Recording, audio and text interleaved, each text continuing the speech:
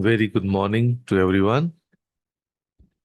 So today's keyword is healing. And I would say when you heal, you break cycles that others couldn't.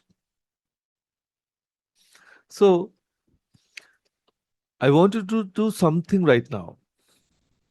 Please close your eyes just for 10 seconds, not much. And I want you to think of one thing you do, a reaction, it might be a habit, or even some pattern in your life that you swore as a child you would never do. Maybe it's the way you shut down when someone confronts you. Maybe it's how you yell first and feel terrible later. And maybe it's the way you say, I'm fine, 14 times a day when you are in fact not even slightly fine. Maybe it's how you turn your anxiety into control over your children, your schedule, your kitchen, because somewhere deep down, control feels like safety. Please just imagine that.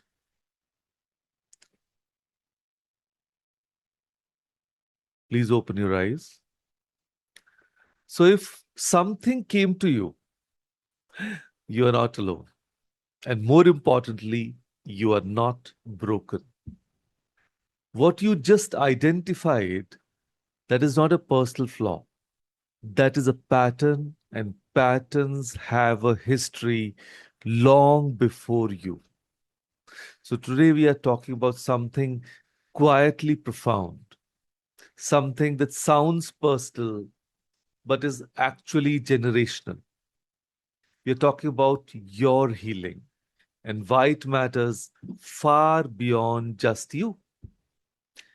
You know, there's something that nobody tells us when we are growing up. The patterns in our homes, the emotional patterns, the communication patterns, the coping patterns are not invented fresh by each generation. They are inherited quietly without anyone meaning any harm. Your grandmom didn't talk about her feelings because her generation didn't have the language for it, and survival didn't leave room for softness. Your mom carried that silence forward, maybe called it being strong, and you inherited it. And somewhere you are passing it on too, not out of carelessness, of course, but out of not knowing that there was another way. So this is what psychologists call intergenerational trauma. But let's not get academic about it because the truth is, you've already felt it. You've already had the moment where you heard your mother's words come out of your own mouth and thought, wait, when did I start saying that? So every pattern you break is a gift to a child who hasn't been born yet.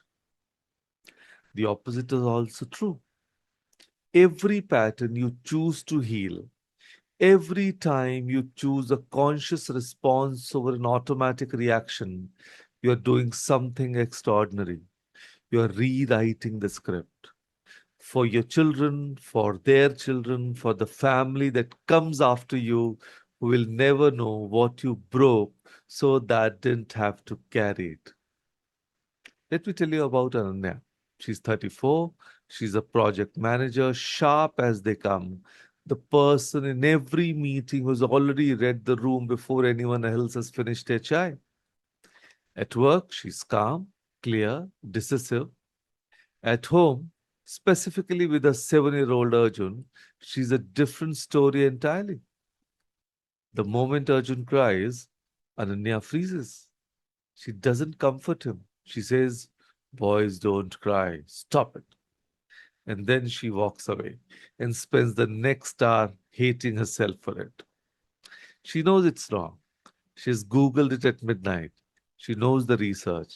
And yet, in the moment, Her body moves before her brain does.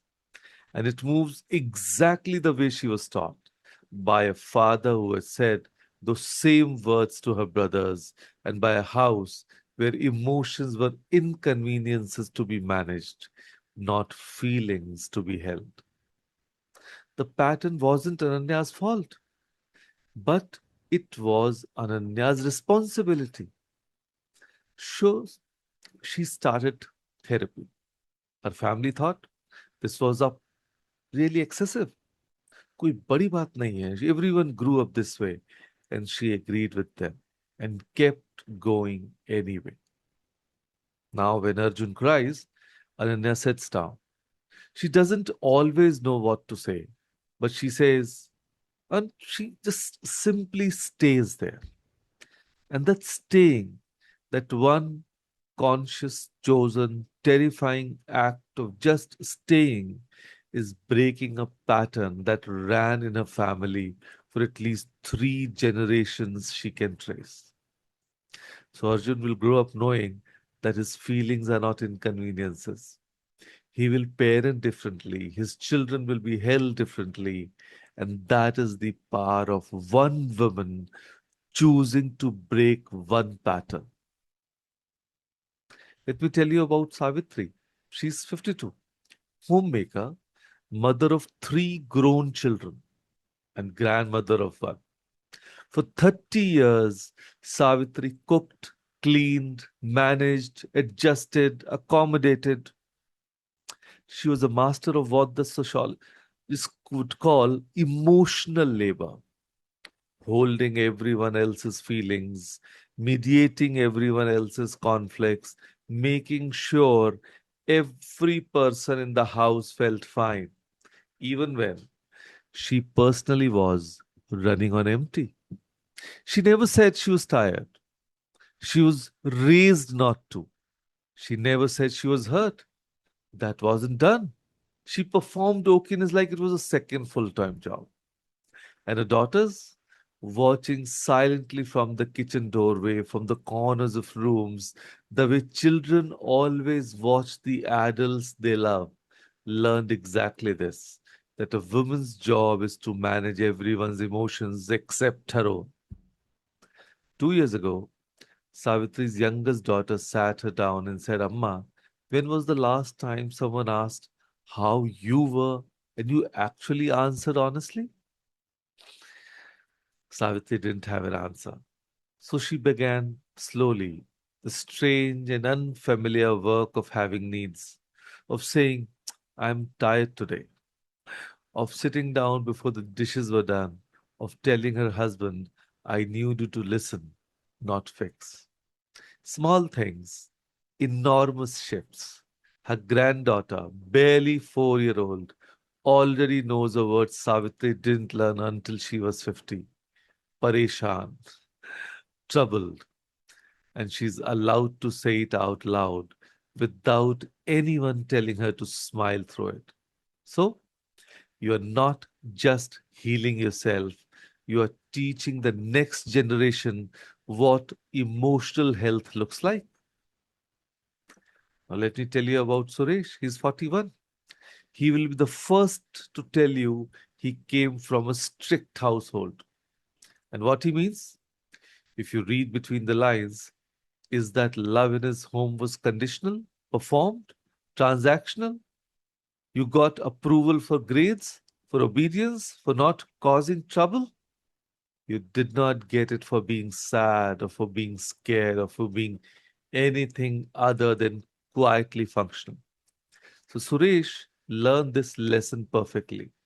He became a man who provided, who showed up, who never missed a school play or a birthday, but who could not, physically could not, say, I love you to his teenage son without it feeling like a foreign language in his own mouth. His son, who is 16, started writing poetry, dark, searching, beautiful poetry. And instead of reading it, Suresh said, ये सब कुछ नहीं होगा. Focus on your studies. His son stopped showing him things after that. It took Suresh 4 months to notice the distance, and another three to admit he had created it, and another few weeks of very quiet, very honest reflection to understand where he had learned to dismiss what couldn't be measured. He didn't go to therapy. He wasn't ready for that yet. And that's okay. He started smaller. He knocked on his son's door one evening and asked, "Can I read one of your poems?" His son looked at him for a long moment and then handed him a notebook. Suresh had three poems and understood his son for the first time in years. Healing doesn't always look like a breakthrough. Sometimes it looks like knocking on a door you should have opened much sooner and finding it still unlocked. His son will remember that evening for the rest of his life. And when he has children of his own, he'll knock on doors too. So, for today, this is your exercise. It has two parts and it takes 3 minutes. But of course, it can last a lifetime. So, please be ready with your pen and paper. Yes, you have to write something or simply hold clearly on your mind. But what we want to write is the pattern you want to break, that one pattern. Of course, not every pattern, not the whole family history, just one. The one that came to you when you closed your eyes at the start of the session. That one. So that you already remember now. Maybe it's I shut down instead of speaking, or I criticize before I encourage, or I say yes when I mean no, and then I resent everyone for it, or I don't tell the people I love that I love them. It can be anything. One pattern. Then part two, define one conscious change you will make today. Not a plan, not a resolution, one concrete, small, undeniable change for today. It should be so small that you don't even need to think that you have to do something different. Such a small baby step, but that lets you take action today, that conscious action. Like today, when my child cries, I'll stay. Or today, I'll say I'm tired out loud to someone who asked. Today, I won't say that I'm fine if I'm not. Today, I'll tell my son one thing I genuinely admire about him. So, you cannot change the generation before you, but you can change what you pass to the one after. That change starts with one moment, this moment, today. Like we say, the best time is now. It's never too late. So there's a banyan tree near my grandmom's house, maybe near yours too. You know the ones, enormous, ancient, with roots that go so deep and so wide that the tree itself cannot be moved, cannot be uprooted, cannot be broken by anything short of a bulldozer and a very bad day. And now here's the thing about banyan trees. That tree did not grow in a decade. Someone, generations ago, planted a seed, watered it when it was small, protected it when it was fragile, and then walked away, never seeing the tree it would become. Your healing is that seed. You may not live to see everything it grows into. You may never fully know the anxiety your grandchild did inherit because you chose to deal with yours. The silence your great grandchild never learned because you chose to speak. The pattern that simply quietly stopped because it ended with you, because it will grow, because that is what seeds do when they are planted with intention. You're not just healing for yourself, you're healing for every person you'll ever love, someone who comes from you. So here's your call to action.